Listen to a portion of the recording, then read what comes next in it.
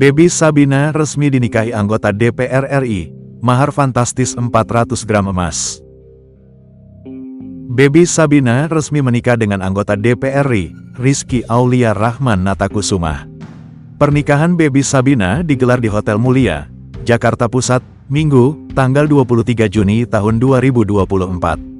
Ananda Rizky Aulia Rahman Natakusumah bin Ahmad Dimyati Natakusumah, saya nikahkan dan kawinkan Ananda dengan anak kandung saya Cut Putri Sabina, ucap ayah Baby Sabina, Teuku Darmawan.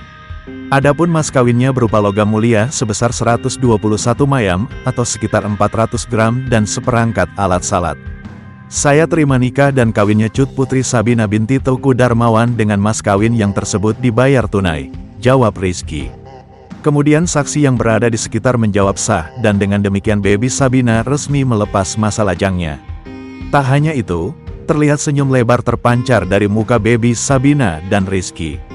Pada proses akad nikah ini, Baby Sabina menggunakan pakaian adat Aceh, daro baro berwarna merah maron. Sebagai tambahan, Baby dan Rizky pertama kali mengungkapkan hubungan mereka pada Oktober tahun 2023. Tak butuh waktu lama, pada tanggal 21 April tahun 2024 pasangan ini menggelar acara lamaran.